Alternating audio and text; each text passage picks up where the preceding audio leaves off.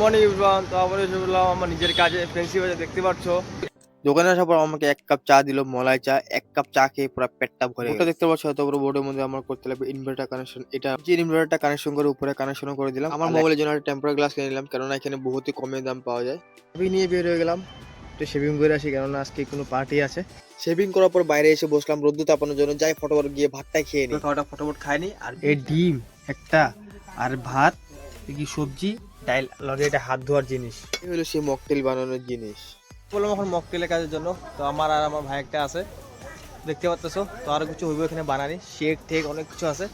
খাওয়া দাওয়া তো এখানে আছে, আর এখানে খাওয়া দাওয়া বেশি একটু স্পেশাল আছে, ঠিক আছে, কেন কি ভিআইপি পার্টি। তো অনেক কাম দাম করলাম বিয়ে বাড়িতে, তো খাওয়াটা খাইনি। ভিডিওটা যদি ভালো লেগে থাকে একটা সাবস্ক্রাইব একটা লাইক করে দেবে।